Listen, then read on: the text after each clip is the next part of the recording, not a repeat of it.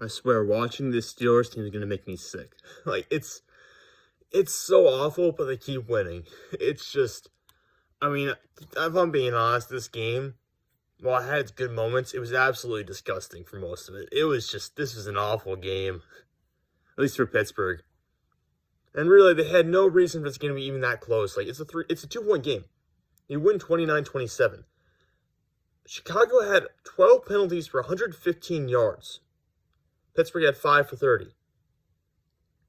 Like, if you lost this game, and if I'm being completely honest, every call felt like it was going against Chicago, and really, the Bears probably lost about 30 to 40 yards in penalties they should not have called on them. This was totally a one-sided game in terms of where the penalties were going. And really, there were a lot of bad calls in Chicago. So, Pittsburgh got lucky. You really did. I mean, you should not have won this game. And I would not have said that at halftime. At halftime, Pittsburgh absolutely should have won this one. It was 14-3. But the same thing that happened against Seattle happened in this game. It's becoming a trend, and I'm not happy about it. But Pittsburgh comes out in the second half. The defense is just so flat-footed in the second half of all of these games. You want to know why? It's because the offense is not possessing the ball enough in the first half. The defense gets tired. They blow all their energy making great plays in the first half, and they come out in the second half, and they're flat-footed. And the unimaginative offense, which actually had some pretty good play calling today. I'm not going to lie. I like some of the runs they had, some of the creative ways of getting the ball, and just not running right up the middle, which is sadly what they did still too much during this game, and 3rd-and-1 situations or 3rd-and-2 situations that he didn't convert because obviously it's Najee Harris versus the entire Chicago Bears defense. That's not going to work out. And we can't run block. And I have no shame in saying Kendrick Green got absolutely mauled to death today. Dan Moore Jr. was not very good either. The 2 rookies looked very bad. But I mean, the rest of the offensive line is not that good either, so can't really blame either of them. 6 for 17 on 3rd downs, so not great there. Chicago 4 for 12, so they didn't have a good time either. Pittsburgh did convert 2 4th downs, luckily. One of which Najee Harris got because he went airborne. If he hadn't gone airborne, he'd just stayed on the ground. He would have absolutely not have gotten that. So, thank God for that play. Overall takeaways from this game, besides penalties saving Pittsburgh, which they really did. You can't even argue it here. Chris Boswell, the game was only as close as it was because Chris Boswell missed an extra point. But I feel like it would be just not fair not to say he was a hero of this game. I mean, hitting all the field goals he did from the ranges he did, 2 from over 50 yards. Then, of course, nailing the one that gives you the lead at the end of the game. Recovering that fumble, the Jakeem Brissett fumble, that was huge. So Pittsburgh, even though Boswell missed the extra point, which really put Pittsburgh in a bind, overall, I think it was a great game for him. And really, I don't think it was all Boswell's fault. If you watch that play back, it looks like Chicago had a lot of pressure coming from Boswell's right, and that kind of forced him to kick the ball a little bit more towards the right. So I think it was not just his fault on that play. I think there was some poor execution in the blocking assignments at Pittsburgh on that play as well. So there's that. Ray McLeod. For those of you who don't know, I'm a Clemson graduate. Ray went to Clemson. I actually got to watch him play in person. So I really like Ray. But today, and really all this season, and even the majority of his time in Pittsburgh, whenever there's a punt, I cringe. And that's not a good thing, because I like Ray McLeod. I liked him a lot in Clemson. I like him now. But I cringe every single time he goes to field a punt. And every time he has a return. I don't know why. Maybe it's because I watched so many highlights and so many red zone plays of punt returners just messing it up. Maybe it's because Clemson seems to do it every week, so I get used to that. I don't know. But I am so used to just cringing every time the ball goes to Ray McLeod on a punt. And to have him fumble and have that taken back for 6 points the other way was just like a worst nightmare come true. So, I was floored when that happened. I was so disappointed. I mean, honestly, I wouldn't, if Ray doesn't actually return a punt, if he just fair catches every punt the rest of the year, I would not be upset after that play. I'll be honest. That's just my feelings right now. But yeah, looking at the rest of the game, Ben had a decent night. I wouldn't say he had a good night. He had a decent night. Hit a couple of plays downfield. Most of this stuff was just underneath, short stuff. The usual stuff for this Pittsburgh offense at this point. Ben had a couple turnover-worthy plays that I thought could have been intercepted. He just threw the ball right to a defender, but luckily wasn't caught. Najee Harris, 22 carries for 62 yards. He does a really good job working with what he has, but again, he's working with a very bad offensive line in terms of run blocking and playing a very good Chicago defensive front. So only averaged 2.8 yards per carry. This is what happens. You draft a running back in the first round before building a solid offensive line. In the receiving game, Pat Freiermuth, 5 catches for 43 yards and 2 touchdowns. He looks like a star already. When I say star, I don't mean all-pro. I don't mean Travis Kelce, but just a star for the team, which I'm really glad to see because that's someone we absolutely have missed in Steve Miller. So I'm glad he's developing into this great player already, just halfway through his rookie season. What else do we want to talk about? Defensively, I mentioned the defense looks flat-footed in the second half, and really, I mean, they had 3 sacks on the game, all of them by T.J. Watt. He stole one from Cam Hayward, honestly. If you watch the play back, Cam Hayward was diving in, and T.J. Watt kind of sideswipes and knocks him out of the way and gets the sack. But hey, you know what? I'll take you for either one of those two guys. They're both studs. The pass rush was not there in the second half. It just was not. And most of the time, they got 1 sack in the second half, I know, but it was really Justin Fields steps up into the pressure and gets sacked.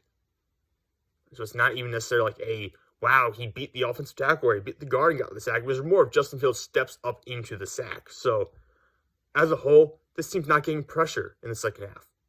And this is not the first game where this has been a problem. So I think you have to reevaluate how you're running your offense or how you're running your team in the first half, because really the second half, your defense looks gassed. That's why they give so many points in the second half. That's why these comebacks happen. It's because your defense does not look all right. It does not play well. The secondary crumbled to a rookie quarterback in Justin Fields, who has not been good this year. Granted, I think he kept Justin Fields relatively contained on the ground. 45 rushing yards and 8 carries. So I'd say that's a decent job. But really, like I said, the defense just not playing up to stuff in the second half of some games this year. And a lot of it, I said, it's not the defense's fault. It's on the offense for not possessing long enough, not giving them long enough breaks. Because you have so many 3-and-outs. Because the offense is so dink and dunk, so uncreative, so boring most of the time, that you end up going into 3rd and 1 against a really good defensive front and getting stuffed, or you somehow commit a penalty with one of your young and inexperienced players, or they have to hold because they're not very good at pass blocking yet, and you end up in a 3rd and long situation. And because you have Ben Roethlisberger at quarterback, and because you have a bad pass blocking and run blocking offensive line, you have nothing you can do. So I think the offense needs to reevaluate how they play in these first halves. Justin Fields, 291 passing yards. That's got to be a career high, right? I mean, it feels like that has to be a career high for Justin Fields so far. So, good job, Pittsburgh. You get a career high to rookie quarterback. Yeah, by far a career high. His previous career high was 184. No, 209. So, that's unacceptable. It just is. You can't have a secondary with these kind of players and make these mistakes. And Cole Kmet was just left uncovered half the time. He had 6 catches for 87 yards on 8 targets. Half the time, just left uncovered, wide open, for no reason. Obviously, blown coverage, but jeez. Watching this team, honestly, just makes me feel sick. And I love this team, I really do, but they make me feel sick. Some other takeaways. I really thought Pittsburgh could have scored 21 points in the first half, the way the game was going. But some silly penalties and just some, like I said, some very conservative play calling left points on the board for Pittsburgh. In the first half, they were dominating, and you could almost count it. I felt it in my bones going into halftime that Chicago was going to come back, because it's what Pittsburgh does. It's the trend. They let teams come back in the second half by making silly mistakes and getting tired on defense. And just having the same offense every single half. Just having a bad offense. Or a low-scoring offense, whatever you want to call it. Granted, that offense also is the reason they won this game in the end, but hey, let's not dive too deep into it. I didn't like the Mike Tomlin challenge of Marquise Goodwin catch. I think that was just Mike Tomlin to me. I love Mike Tomlin. I don't want him to be fired. I've always defended Mike Tomlin, but some of the decisions he made, that fake field goal against Cleveland, that was a bad call. he's, to my knowledge, I don't have his stats on it, but it feels like every time he challenges, he loses a lot. Like, he loses a high percentage, in my opinion. Just based on what I feel like, what I feel from watching all these Steelers games, it feels like he loses challenges quite a bit. So, that's something that I just wanted to point out. Let's see. Yeah, Pittsburgh blowing 2 timeouts early in the third quarter with 4 minutes left in the third quarter, being down 2 timeouts already is not ideal. That's something they have to change. Again, that partially ties back into the bad challenge call, but you can't be making those mistakes. With how many veterans you have on the squad, you cannot be having situations where you have to call a timeout to stop the play clock from running out in these kind of situations. You can't do that in a game that it's going to look like it's going to be close, which it was with Chicago. Chicago was building momentum, and Pittsburgh was stagnating at that point in time. Pittsburgh let Chicago waltz down the field and score a touchdown early in the fourth quarter. Immediately after Pittsburgh had scored already, and kind of killed all the momentum Pittsburgh had at any point in that time just because of that. So that was really just a bad thing to see. That was also right after Boswell missed the extra point. So all that momentum Pittsburgh had built up there by scoring a touchdown was just gone immediately in the next 4 or 5 minutes. But again, Chris Boswell kind of redeemed himself the way he plays the rest of the game. This really ticked me off. Ben spiking the ball to try to get a 12-man on the field call against the defense was an awful decision because he didn't get the call. And when he didn't get the call, it goes from the clock is running and it's second down to the clock is stopped now with 30 seconds left and it's third down.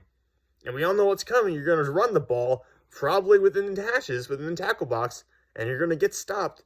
And they did with Ben. Now, granted, I actually like the fact that they ran with Ben instead of just doing a Najee Harris run like everyone expected them to do, because that would have surely gotten stuffed in the backfield for probably a loss of yards.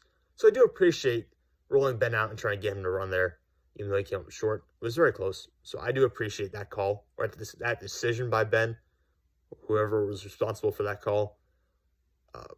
But Ben spiking the ball, costing them a down, stopping the clock. Overall, it's just a terrible decision. I guess it would have been worth it if it had paid off, but it didn't. So I can criticize that at the end of the day. And that basically forces a 40-yard field goal with time left on the clock. 26 seconds left for Chicago. They end up marching on the field, getting a kick that almost goes in. I think it hit the bottom of the crossbar and went down into the field of play. I can't really tell from the angle it showed it. It was either that or it bounced like 5 yards short. I can't really tell from the angle on TV. But, yeah, I thought that was just a very... And Ben does this stuff. Ben does this stuff that's crazy. It just doesn't make sense sometimes. It happened in Chicago late in the game, too. The game management is just not as pristine as you want it to be. So left time on the clock for Chicago, which if we had lost, I would have been pointing back to that play. Actually, I don't even remember if the clock is running or not. So maybe it wasn't such a big deal, but cost you a down. And now you go from having an opportunity to run the ball up the middle with Najee and then do the Ben run to now you just have to do the Ben run right away, and basically forces a 40-yard field goal versus potentially running the clock out and kicking a 30-yard field goal. Now it works out, so we're not going to have a problem with it, but these are the mistakes you should be making in Chicago and against Seattle and survive. If you pull this crap, we have to play Detroit next week. That's awesome. But then the stretch after that, the stretch after playing Detroit is the Chargers, who just barely beat Philadelphia, so maybe it's not a terrible situation, but the Chargers, then the Bengals, then the Ravens, then the Vikings, who took Baltimore to overtime this past weekend, then Tennessee, who just killed the Rams, then the Chiefs, then the Browns, and then the Ravens. It's the hardest end-of-season schedule, in my opinion, for any team in the NFL. So, no more of these BS decisions, no more of this poor game management, and no more Red River McLeod fumbles, please. All right, we're going on 15 minutes. I'm going to end the video here, guys. Overall, a win is a win. I'm just excited to be at 5 wins right now. Hopefully, we can get to 500. We'll be over 500 for the year. But hey, whatever happens, happens. But this was another stressful game. And hopefully, just hopefully, we can get like a clear 3 or 4 score win against Detroit next week.